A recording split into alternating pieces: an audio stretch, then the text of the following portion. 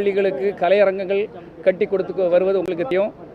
எங்களுடைய இயக்கம் சார்பாக ஏழை எளிய மக்களுக்கு நிறைய தொண்டுகள் செய்ய வேண்டும் என்பதுதான் நோக்கம். ஆனால் ஒரு தனி இயக்கமாக இருந்து மக்களுக்கு எல்லா தேவைகளையும் பூர்த்தி செய்ய முடியாது. அந்த வகையில் இன்று மாண்புமிகு முதலமைச்சர் மு.க. ஸ்டாலின் அவர்கள் மிக சிறப்பாக இந்த தமிழ்நாட்டை ஆண்டு கொண்டிருக்கிறார்கள். அந்த திமுகவின் கட்டமைப்பு என்னை மிக சிறப்பாக ஈர்த்தமையால் அந்த நிர்வாகத்தின் கீழ் பணியாற்றும் போது கலப்பை மக்கள் இயக்கம் சார்பாக செய்வதை விட இன்னும் சிறப்பாக இந்த மக்களுக்கு அதிக நன்மைகள் செய்ய முடியும். நிறைய இடங்களுக்கு நன்மைகள் செய்ய முடியும். அதுக்கு அதிகாரமும் நல்ல அரசும் தேவை என்பதால் நமது அருமை அண்ணன் கன்னியாகுமரி மாவட்டத்தின் கிழக்கு மாவட்ட தலைவர், அருமை அண்ணன் மாவட்ட செயலாளர், பாசத்திற்குரிய அண்ணன் மகேஷ் அவர்கள் மற்றும் அருமை அண்ணன் அமைச்சர் சேகர் பாபு அண்ணன் அவர்கள், மனோஜ் பாண்டியன் அவர்கள் மற்றும் அமைச்சர் பெருமக்கள் முன்னிலையில் கலப்பை மாவட்ட நிர்வாகிகள் அனைவரும் இங்கே வருகை தந்திருக்கிறார்கள். நாங்கள் அனைவரும் சேர்ந்து முதலமைச்சர் முன்னிலையில் இன்று எங்கள் கலப்பை மக்கள் இயக்கம் திமுகவுடன் இணைந்து இந்த மக்கள் பணி ஆற்றுவோம் என்பதை இந்த நேரத்தில் தெரிவித்துக் கொள்கிறேன். பயணிச்சிட்டு வந்திருக்கீங்க பல ஆண்டு காலமா. ஆமா, அவர் படத்தை தயாரிச்சிருக்கீங்க, அவர் படத்துல நடிச்சிருக்கீங்க, அவர் கூட அவ்வளவு நெருக்கமா இருக்கீங்க. அவர் கட்சி தொடங்கியிருக்காரு. ஆமா, நீங்க இங்க வந்து சேர்ந்திருக்கீங்க. ஆமா, இது எப்படி பாக்குறீங்க? அவர் கூட சேராம நீங்க இங்க வந்தது எப்படி சார்? இது ஒரு நடிகர், ஒரு நடிகர் கூட பணியாற்றும் போது அவர் சிறப்பாக பணியாற்றுவார் என்ற எண்ணத்தில் நானும் அவர் கூட இருந்து கட்டமைத்தவன் தான். இந்த கலப்பை மக்கள் இயக்கம் எப்படி கட்டமைத்து அதை ஒழுங்காக நடத்துகிறோனோ, விஜய் மக்கள் இயக்கத்துக்கும் நான் ஒரு மிகப்பெரிய ஒரு பில்லராக இருந்து பணியாற்றுவேன் என்று அவங்களே சொல்லியிருக்காங்க. காலப்போக்கில் உங்களுக்கு தெரியும், நிறைய ஒரு புதுசாக உள்ள வராங்க.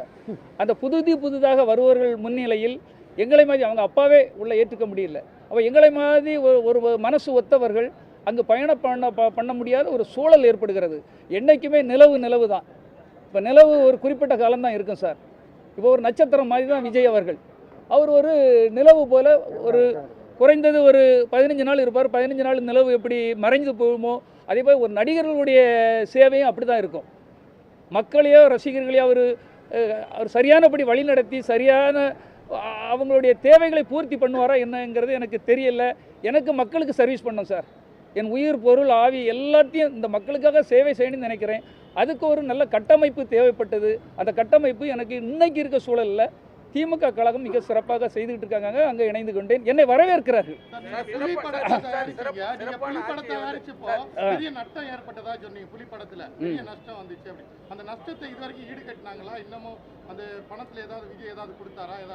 இல்லை, அந்த படத்துக்கு பிறகு அவர் அதான் சார், ஒரு நல்ல கூட்டம் ஒன்று இருக்குது, தீயர் கூட்டம் ஒன்று இருக்குது. இந்த தீய கூட்டங்கள் என்ன செய்யும்னா, நல்லவர்களை எப்படியாவது வெளியே தெளிவாங்க சார். குப்பை தொட்டிகளெல்லாம் எப்படியாவது ஒன்று சேர்க்கறதுக்கு பார்ப்பாங்க. அந்த குப்பை தொட்டிகள்லாம் ஒன்று சேரும்போது நல்ல ஒரு நிர்வாகத்தை கொடுக்க முடியாது சார். யாராக இருந்தாலும் கொடுக்க முடியாது. பெரிய ஆற்றல் இருக்கும், அவங்களுக்கு பெரிய புகழ் இருக்கும், புகழ் வெளிச்சம் இருக்கும், உச்சத்தில் இருப்பாங்க.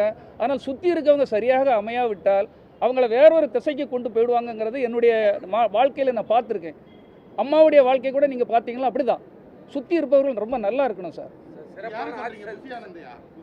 புஷியானந்த், ஆதவ் எல்லாரையும் எடுத்துக்கிடுங்க. இப்போ என்ன இருக்குது, பயம் என்ன வேண்டி இருக்குது சார்? உண்மை தானே. நீங்கள் கடைசியில் சேர்ந்த நாஞ்சில் சம்பத்து முதல் எல்லாரும் பெரிய தியாகிகள் கிடையாது. அவர் ஒரு மாற்றமான அரசியல் கொண்டு வரணும்னு சொன்னார். என்ன சொன்னார்? ஃபஸ்ட்டில் நான் ரசிகர் மன்றத்திற்காக உழைத்தவர்களுக்கு, எனக்கு போஸ்டர் ஓட்டினவங்களுக்கு, பால் ஊற்றினவர்களுக்கு தான் நான் முக்கியத்துவம் கொடுப்பேன்னு சொன்னார். கரெக்டாக? இன்றைக்கி அதில் இருக்கிற ஒரு 7 பேரை சொல்கிறேன். 7 பேரும் ஏதாவது ரசிகர் மன்றத்தில் இருந்தவங்களா? அது புஷியானந்தா இருக்கட்டும், அது வெங்கட்ராமனாக இருக்கட்டும், நிர்மல்குமாராக இருக்கட்டும், ஆதவா இருக்கட்டும், நாஞ்சில் சம்பத்தாக இருக்கட்டும், செங்கோட்டையனாக இருக்கட்டும், யாருமே ரசிகர்களாக இருந்து அவர்களுக்கு ஆரம்ப காலத்தில் உழைத்தவர்கள், தியாகம் செய்தவர்கள் யாரும் அதில் இல்லை. அதனால்தான் அந்த வேதனை. இப்போ நான் எவ்வளோ கஷ்டப்பட்டு உழைத்தேன் என்று பத்திரிகையாளர்களையும் உங்களுக்கு தெரியும். நான் ஒரு அவமானப்பட்டு ஒதுங்கி சந்திரமுகி மாதிரி, நீலாம்பரி மாதிரி என்னால் ஒதுங்கி இருக்க முடியாது. நான் களம் இறங்கி வேலை பார்க்கக்கூடியவன். அப்போ எனக்கு யார் எனக்கு ஒத்துழைப்பு தருகிறாங்க, யார் என்னை ஊக்கப்படுத்துகிறார்கள்? மகேஷ் அவர்கள் பல முறை என்னை கூப்பிடுறாங்க, எங்கள் கூட வந்து ஒர்க் பண்ணுங்க, உங்களை நாங்கள் என்கரேஜ் பண்ணுறேன்னு சொல்கிறாங்க. அப்போ அவங்க கூட தான் நான் பயணப்பட முடியும் சார். இப்போ சிறப்பான ஆட்சி தருவேன்னு சொல்கிறாரு. ஆமாம், பல ஆண்டுகள் அவரோட பணியாற்றிருக்கீங்க. ஆமாம். சினிமாவில் உண்மையாக இருந்திருக்காரா விஜய்? சினிமா துறைக்கு உண்மையாக இருந்திருக்காரா சார்? சினிமா துறைக்கு உண்மையாக இருந்தேன்னா அது நான் அவர் கூட இருந்தவன், அந்த இதுக்கு நான் பதில் சொல்ல முடியாது. ஆனால் சினிமா வேறு, அரசியல் வேறு. அதான் சொல்கிறோம்ல, நிலவு கொஞ்ச நாள் தான் சார் இருக்க முடியும். ஆனால் சூரியன் என்றும் இருக்கும். சூரியனுடைய இது அது வந்து அதனுடைய பிரகாசம் மக்களுடைய உடம்புக்கு ரொம்ப நல்லது. அதனால தான் நான் சூரியன் பக்கம் வந்திருக்கேன். அங்கே எப்படி இருந்தாலும் நிலவு அமாவாசை ஆகும் ஒரு நாள். அதே மாதிரி தான் அமாவாசைகள் நிறைய பேர் வர்றாங்க.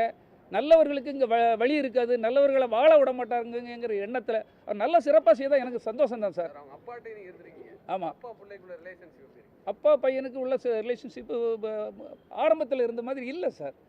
அதான் அப்பாவே பிரிக்கிறாங்கன்னா அப்போ நம்ம மேலாம் எப்போ மாத்திரம் சொல்லுங்கள் பாப்பா. ஒரு தகப்பன் வந்து சந்திரசேகர் வந்து அவருடைய வாழ்க்கைக்காக அவ்வளவு உடல் பொருள் ஆவி தியாகம் அத்தனையும் அவருக்காக செய்தார். அவருக்கே உரிய மரியாதை இல்லை. அப்போ புதுசாக யாரோ வந்து, அதாவது எதையாவது இந்த விட்டில் பூச்சிகளை எதையாவது பண்ணி உடனே போயிடும்ல, அதே மாதிரி புதுசாக யாராவது வராங்க, அவங்க வந்து நிரந்தரமாக ஒரு நல்ல அவரை கைட் பண்ண முடியாதுங்கிறது என்னுடைய ஒரு கருத்து சார். சம்பளத்தை விட்டுட்டு நான் வரேன்னு விஜய் வந்து பேசுறாரு. புலி படத்துக்கு நீங்க எவ்வளவு சார் சம்பளம் கொடுத்தீங்க? இல்லை, அந்த சம்பளத்தை பற்றிலாம் நம்ம பேச முடியாது, நடந்து முடிஞ்ச கதை சார். நீங்கள் அது புலியை பற்றி, புலியாலே நான் பயந்து போய் இன்னைக்கு வர பயந்து ஓடிட்டு இருக்கேன். நீங்கள் திரும்ப கட்டிப்பட்டது போதாதா? அதனால புலி மேட்டரை விட்டுருங்க. இன்னைக்கு நான் வந்து அவ்வளோ ரைடு என்ன அந்த பிரச்சனையை தீர்க்க முடியல. எனக்கா ரைடு வந்து நான் ஒரு சாதாரண ஒரு பிஆர்ஓ சார், ஒரு பத்திரிகையாளர். ஏன்ட்ட உங்களை மாதிரி ஒரு பத்திரிகையாளர் என்ன இருக்கும்? ஆனால் நான் அதனால் மாட்டப்பட்டேன். வஞ்சகர்களால் மாட்டப்பட்டேன். கூட இருந்தவங்க போட்டு விட்டுருக்கான். அதாவது அவர் கூட இருந்த ஒரு 8 பேர் என்னுடைய இடத்துக்கு வரக்கு ஆசைப்படுறாங்க.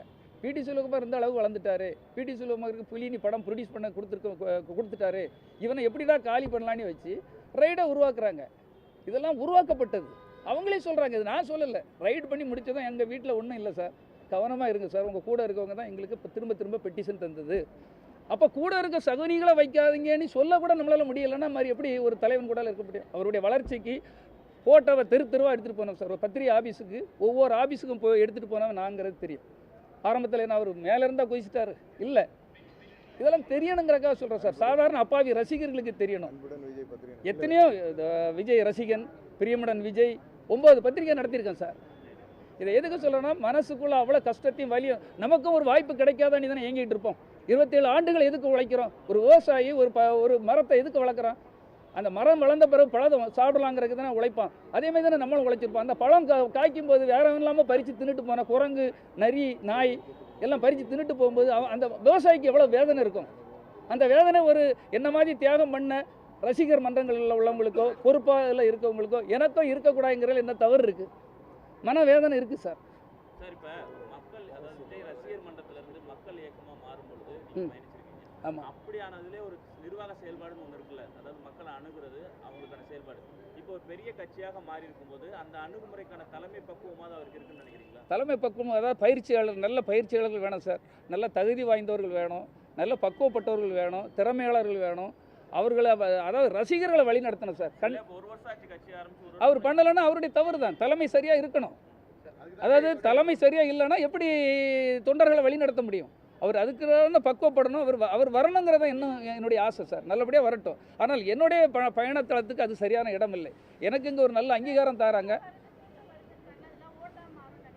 கூட்டம் வரதெல்லாம் கண்டிப்பாக ஓட்டாக மாறாதுங்க. கூட்டம் வந்து ஒரு 2 நாளைக்கு முன்னால் சினேகா ஒரு ஃபங்க்ஷனுக்கு போயிருக்காங்க, டி நகர் பக்கம். அவ்வளவு டிராஃபிக் ஜாம், மொத்தமாக ஜாம் ஆகி நிற்குது.